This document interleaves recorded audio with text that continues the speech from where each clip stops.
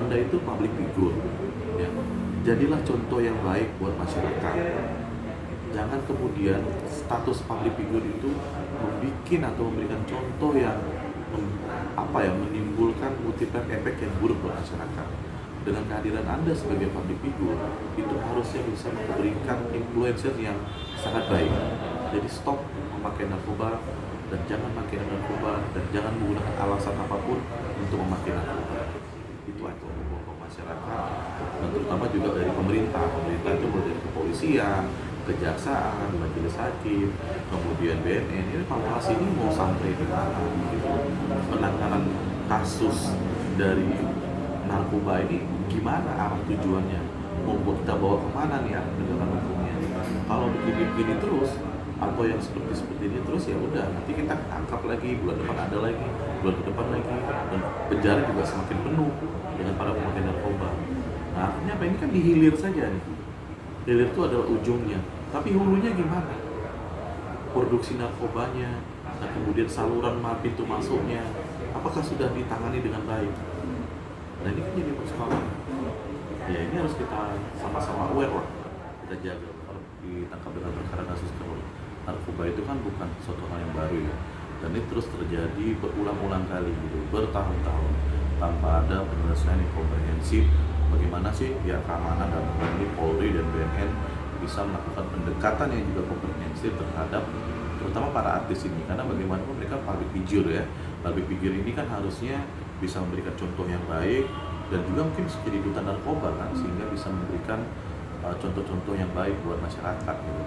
Sehingga saya kira ini ada perlu ketegasan sikap untuk mengambil langkah-langkah yang komprehensif dari para penegak keamanan. Gitu sih menurut saya. Nah, ini kan melibatkan jejaring ya. Jejaring artinya jejaring pergaulan, terutama di kalangan artis ya. Mereka bertemu di lokasi syuting, mereka kemudian nongkrong di tempat yang sama, atau kemudian melakukan kegiatan yang sama. Jadi biasanya butuh aktivitas-aktivitas yang sifatnya dalam tanda kutip ya, penyegaran. Ya, dan buat mereka narkoba itu kan alat refreshing untuk mereka di tengah jenuh-jenuhnya situasi syuting, kegiatan entertainment dan lain-lain. Dan hal ini tuh bisa menjadi sesuatu hal yang modal atau memicu kondisi yang mengakibatkan akhirnya ya semuanya itu terjaring. Siapa memakai apa, kemudian mengajak siapa dan segala macam. Dan ini kan prosesnya akhirnya berlanjut. Habis ini ketangkap, besok tuh lusa kemudian temannya tertangkap. Habis ini ketangkap, nggak putus-putus karena terus berjaring. Karena apa, ini udah saling kontak dan saling terikat gitu kan. Aku yakin, ya kan, dulu pernah disampaikan, saya pernah sampaikan dulu beberapa bulan yang lalu. Saya bilang ini akan berhenti, selalu akan ada yang ditangkap.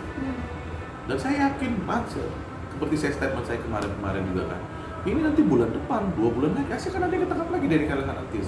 Sepertinya penangkapan ini tidak memberikan efek jerah kepada kalangan artis. Mungkin bisa jadi anggapan mereka, ketangkap paling direhab lagi gitu. Nah, mungkin sinyalemen rehabilitasi ini membuat di kalangan artis ini tidak kapok gitu loh. Nah, tapi kemudian kan juga kita punya ada namanya peraturan Jaksa Agung ya, yang baru gitu, yang nomor 11 tahun 2021. Itu pedoman penanganan kasus tindak pidana narkotika. Ini ruang untuk rehabilitasi itu semakin dibuka gitu. Ya, terutama untuk kasus-kasus yang memenuhi kualifikasi sebagai pemakai dan barang bukti itu kecil, artinya di bawah 1 gram. Itu sangat terbuka sekali digunakan pasal rehabilitasi, pasal 127. Nah, ini mungkin jadi semacam juga sisi kayak pisau gitu, dua sisi mata pisau, yang satu atau mata uang yang sama aja gitu. Sisi kita ada mengandung kebaikan, satu sisi bisa jadi ada keburukan juga gitu loh, dua sisi mata pisau gitu kan. Jadi satu mungkin maksud dari Jaksa Agung kan mengurangi ruang atau space di penjara supaya tidak terlalu banyak gitu ya, karena boleh dikata hampir 70% penghuni di lapas Pinang itu sebagian besar, atau di lapas manapun seluruh Indonesia, 60-70% itu adalah kasus narkoba dibandingkan kasus lain. Otomatis itu uang anggaran negara terpakai, kemudian tempat space terpakai hanya untuk yang kategorinya mungkin pemakai saja, korban ada berarti kata pemakai, sehingga mungkin kebijakan Jaksa Agung ini bagus gitu kan, artinya yaudah rehab aja gitu. Nah, tapi kemudian sebenarnya perlu kita evaluasi adalah rehab di Indonesia ini seperti apa sih? Iya kan? Apakah sudah seperti contoh yang dimaksud dengan rehab itu betul-betul direhab, baik dari secara medis maupun dari sisi emosional? Karena buktinya ada banyak kasus yang habis direhab pun baru 1 bulan atau bahkan jangan 1 bulan, seminggu 2 minggu tertangkap tangan lagi. Contohnya kasus artis yang James Smith kemarin. Dan ini kan menjadi pertanyaan, sebenarnya pada saat dia direhab itu, ini gimana rehab prosesnya? Nah, ini juga perlu kita evaluasi. Jadi peraturan Jaksa Agung ini satu sisi memberikan kebaikan buat negara, bangsa, tapi juga di sisi lain dari segi perlindungan penegakan hukum narkoba, ini mungkin dari efek tidak menimbulkan efek jerah yang cukup bagus, sehingga mungkin bisa jadi akan terus terulang-ulang aja kasus narkoba. Kan kategori kita itu kan sebenarnya simpel begini ya, narkoba itu dia itu ibaratnya ada 3 sebenarnya simpel. Pemakai, ya kan? Kemudian kategorinya bisa penjual, ya kan? Atau ada yang lebih ini lagi, bandar. Ya kan? Jadi ada bandar di bandar gede, kemudian ada penjual yang penjual ketengan-ketengan, bahkan ada artis yang jadi penjual juga. Tapi dia bukan bandar, maksudnya dia ambil juga gitu. Nah kemudian ada yang pemakai doang. Nah kalau misalnya bandar, ancaman hukumannya cuma mati maksimal, seumur hidup atau mati. Nah kalau yang penjual bisa 12 tahun penjara. Nah ada yang pemakai nih. Pemakai ini kategorinya bagaimana? Pemakai itu bisa menggunakan pasal 127. Dia bisa dipenjara, bisa direhab.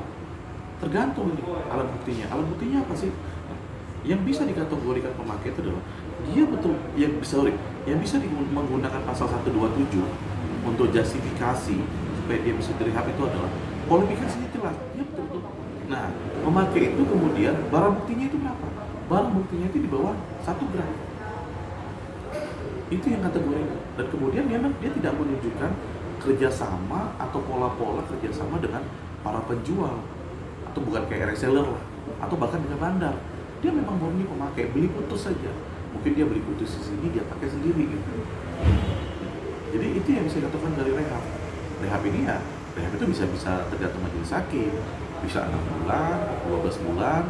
Nah itu nanti bisa rehab di tempat fasilitas pemerintah atau di fasilitas swasta.